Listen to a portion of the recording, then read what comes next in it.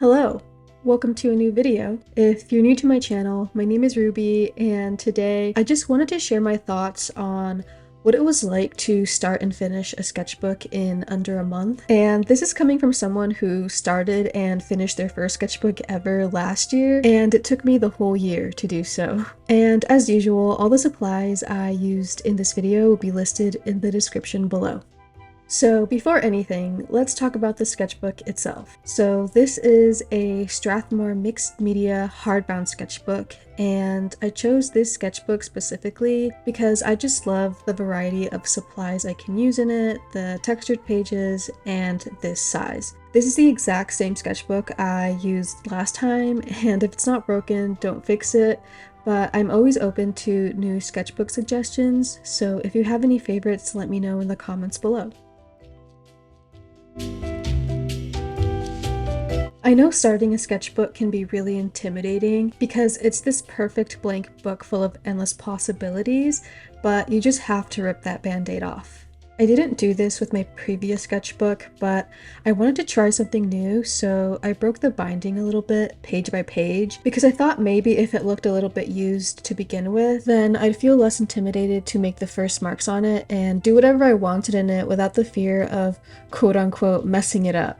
And before anyone says anything, I know you can't really mess up a sketchbook. Its purpose is for you to experiment in it, practice in it, have your ugly sketches in it before you turn that into a real painting or whatever. But it's definitely a fear that lots of artists have, and for me that fear stems from not wanting to make mistakes, because ideally I'd love to have an aesthetically pleasing sketchbook to share. But we all know that's unrealistic. The sooner you accept that not every page will be perfect, the sooner you can make those first few marks and play with your supplies. You might have noticed in the last clips that I was painting on the inside cover of the book, and that's because for this sketchbook I wanted to write my info on it just in case it got lost if I traveled with it. Spoiler alert, I did not, which is funny because I didn't do this step with my last sketchbook and I traveled out of state with it. But I also didn't have a completion goal in mind with my last sketchbook, so it took me a whole year to finish 64 pages, and I only gave myself like 20 days to complete this one. After finishing the cover, I like to skip the first page for last to see what progress I made between my last sketch and my first sketch. So let's go ahead and start on the second one. So let's talk about the goals I had for the sketchbook. Obviously, the main goal was to finish this by the end of the month, but for the sketches themselves, I just wanted to loosen up. I didn't want to worry about perfection. I wanted to use a pencil less to sketch and use something more permanent that I can't erase, like a marker, and just put something on paper. I also didn't really brainstorm for any sketch ideas. I didn't really know what I wanted to draw, so for the majority of this, I just used Pinterest for inspiration that same day. And as far as the supplies being used, I grabbed whatever I was feeling that day. Some days I didn't really feel like sketching, so I just grabbed a marker. Other days I felt inspired and pulled out my gouache paints. It really just depended on what mood I was in. So of course for this first page, I used my gouache paints because I was inspired. I was starting a new sketchbook and I was very excited to experiment and make progress in my work. Although progress isn't linear, there are definitely some pages that I absolutely hate, but it does help remind me what techniques resonate with me and which ones didn't. So why did I want to achieve these goals? Like I said earlier, this is barely my second sketchbook ever, and I think that's so sad. Although I've got random sketches and drawings from over the years, I really wish I had some sketchbooks to look back on. But that's okay, I'm making memories now for future Ruby. Hi future Ruby, this is past Ruby. Whoa, this is probably weird for you right now, isn't it? Haha hee hee. Anyway, love ya! But specifically, why a month? I don't know. It just seemed like the perfect amount of time for me to push myself, but also not burn myself out. But we'll talk more about that later. I also just wanted to be more consistent with my work because it's true what they say, consistency is the key to growth, and my ultimate goal as an artist is to continue growing my skills. I think the best way for me to view that is kind of like going to the gym. You won't see progress in your physique if you go to the gym like once or twice a year. That's just I mean, that's ridiculous. So I think you need to treat your work the same. You're not going to grow as an artist or grow your skills if you practice every once in a while. You have to go to the gym consistently, you know, multiple times a week forever to see progress. And that goes for your work as well. You have to practice to see that progress.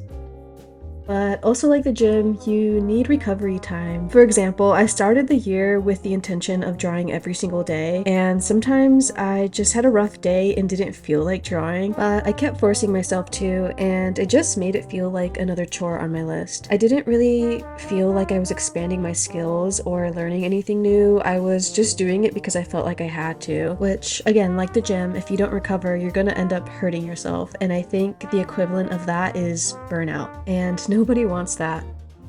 I've seen a lot of artists draw every single day for a year. It's definitely not impossible. It can be done, but I just think it takes a certain type of person to do that, and I don't think that's realistic for me, at least. I mean, I don't see myself being a bodybuilder either, but that doesn't mean bodybuilders don't exist. I guess what I'm really trying to say is that whatever might be true for someone else might not be true for you, and that's totally fine. Unfortunately, for me to complete this goal, I realized I would have to draw every single day this month, but fortunately, I would only have to work on 3 to 4 pages or 2 spreads every day, which is pretty reasonable for me. But again, sometimes there were just days where I was busier, or I just had no idea what I wanted to draw, or I just didn't feel like it, which kind of sucked because on those days, if I decided to take a break, I would have to play catch up the next day. I think having the intention of being looser and messier in the sketchbook really helped me with that dilemma, because I wasn't focused on making something perfect or making my sketchbook look a certain type of way. And I think it also helped me get back in touch with what a sketchbook is really about, instead of focusing on having this perfect sketchbook to share with other people. And yes, ideally, I'd love all my pages to look nice, because it's like, oh, look at you, you have such a nice sketchbook and all your drawings are super nice and you're this perfect artist, but it just doesn't exist. And it is a little embarrassing sharing your ugly art to the world, because it shatters that illusion of how great you are. And of course, I don't have to share my artwork to the world, but it's fun to do so. I remember growing up and having a journal or a sketchbook was so embarrassing, especially if someone asked to see it. It was an intimate space and sharing it was really rare, so I think it's cool that people share their work online. Also, you have to remember that a lot of the artists you follow have ugly sketches in their sketchbook. They just don't show you because, again, it's a little embarrassing and not pleasing to the eye. Like, I have an ugly sketchbook that won't be shared on the internet because that's for my eyes only. But I can definitely say I feel the most free in that sketchbook to make whatever mistakes and have the worst and most ugly sketches, and it really does help me develop my skills faster. So if you don't have an ugly sketchbook for your eyes only, I definitely recommend it if you like sharing your work online. So what kept me motivated? Well, my motivation came from several things, like being excited to create new art, seeing how my style would evolve, having fun trying new things in my work, and of course making this video and sharing it with you. I really went in with the idea that after this month, my work will be better. I was also just ready to expand my skills and find what called out to me this time around, like what supplies I preferred, what techniques I liked best, and, you know, just changing it up to see how my drawings would be different or maybe even better than before. I was also very eager to see the difference between the art in this sketchbook versus my previous sketchbook. Looking back at it now, I just love how much more organic this sketchbook feels compared to my previous one, and it was just so much fun trying new things. I found that I really enjoyed more illustrative styles and focusing more on shapes and textures rather than trying to make something look exactly like the image I was looking at. As far as supplies go, I was really enjoying using markers more this time around rather than the acrylic wash that I would pick up more often with my previous sketchbook. Specifically, the Tombow water-based brush pens. I just love the texture they create, but I also think a lot of it had to do with how easy it is to, you know, have access to them, and then also the cleanup is like nothing. So maybe that was the main reason why I used them. I was also just excited to learn new things. Like, I learned that it's not smart to line your work with water-based marker and then add watercolor to it. Yeah. But remember what I said earlier, you just have to accept that not every page will be perfect, and this is the perfect example of that. It does not look great, but she's there to stay. And as obvious it may be, I've never tried these markers with watercolors, so I didn't know that this was going to happen, but now I know not to line my work and then use water on it, but I could use water on these markers in a different way. The only con I can really think of is the time frame. I know earlier I gave a reason as to why I specifically chose a month to complete the sketchbook, but in reality I didn't have the full 31 days. For some reason, I wanted to start the sketchbook in March and finish it in March, but because I started late, I only had 20 days to complete it. I can definitely say it was the perfect amount of time to push myself, but I did in fact push myself a little too much and did experience some burnout. So if you were wondering this whole time, that's the exact reason why this video is coming out closer to June than it is to March. I also wanted to note, since finishing this sketchbook, I haven't started a new one, and I haven't really drawn traditionally at all. I still need to find my happy medium when it comes to setting time aside to sketch, because I feel like there's no middle ground. It's either I sketch every day for a month or so and then don't touch paper for the next 3 months, or I have no plan and finish a 64-page sketchbook in a year. So if you have any suggestions on finding that happy medium, please let me know. I guess, how much time do you set aside?